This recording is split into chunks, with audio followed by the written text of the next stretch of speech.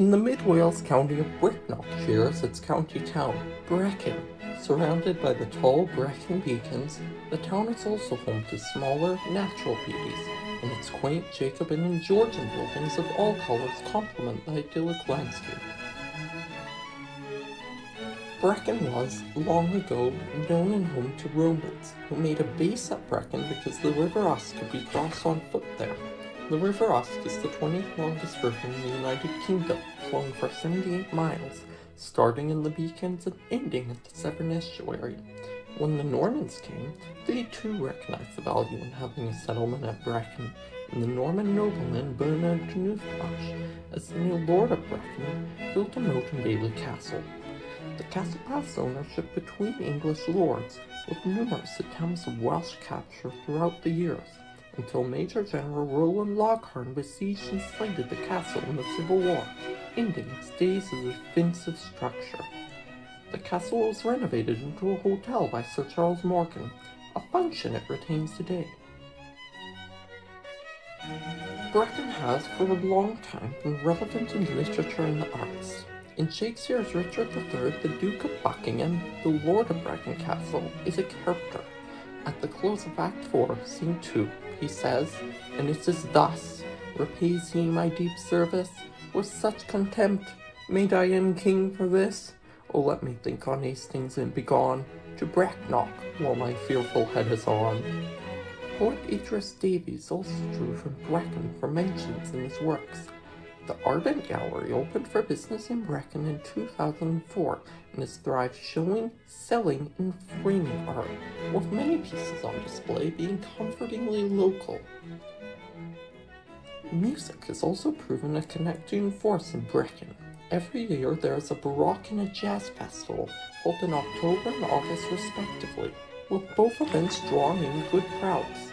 The Theatre Brecknock, which opened doors in 1997, hosts concerts for both events in its 477-seat auditorium, and when performances are done, audiences leaving the theatre can enjoy seeing the Monmouthshire and Brecon Canal directly outside of it. The Jazz Festival is not confined to the Theatre Brecknock. Indeed, the whole town comes alive during the annual weekend.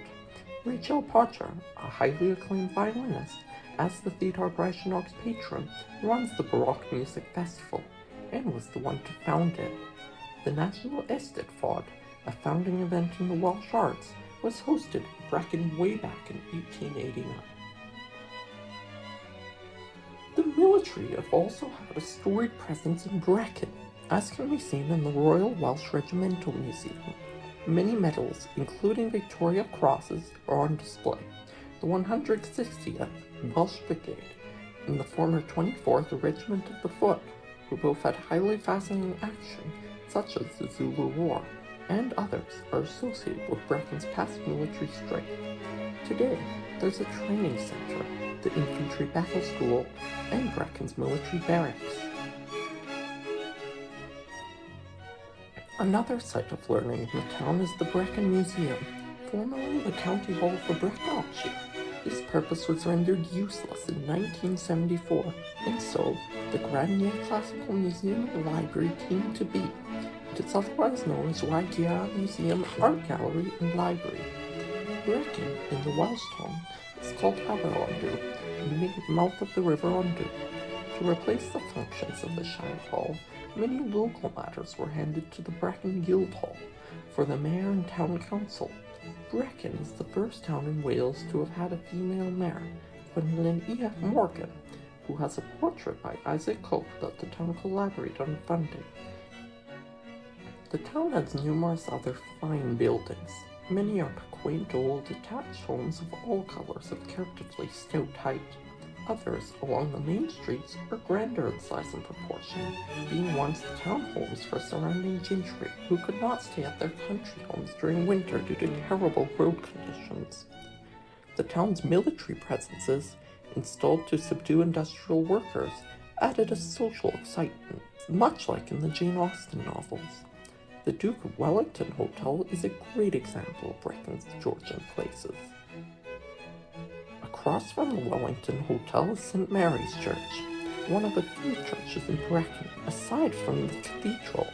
At the formation of the Church in Wales, previous Church of England dioceses had to be rethought, which meant that in 1923 this church was promoted to being the cathedral of the Diocese of Swansea and Brecon. Catholic and Reformed churches are also present for those who don't adhere to Anglicanism. Brecon used to be accessible by train, but all stations have since closed down. One mode of transport, more leisurely than functional, that still remains is the Monmouthshire-Brecon Canal. Once useful for the transport of coal and such, is now frequented by hobbyist boaters in the summer, taking a week to sail. Much of the canal runs in the River Usk. The Usk Bridge is Brecon's most senior crossing over the river, having been built in the 16th century to replace an old flooded medieval bridge. J.M.W. Turner painted Brecon Bridge and Castle in either 1798 or 1799. Many recognizable people throughout history have come from Brecon, all the way back to Gerald of Wales. Hugh Price, founder of Jesus College at Oxford, Methodist figure Reverend Thomas Coke, Civil War figure John Jeffreys, sculptor John Evan Thomas, actress and subject of the Gainsborough portrait Sarah Siddons, Fellow of the Royal Society Ernest Howard Griffiths, World War I Flying Ace Captain Richard Adeline Mayberry, football figure Wally Barnes, and actress Nia Roberts are but some of the people born in Brecon. Brecon carries its weight in education too, namely in Christ College. Granted a charter in 1541 by King Henry VIII, it brought together earlier medieval structures for the education of boys and girls 4 to 18. The school, like much of Brecon, embraces an older charm in its carrying out of duties. Cricket is also played on its grounds. There is a college, Brecon Beacons College, that offers further education courses.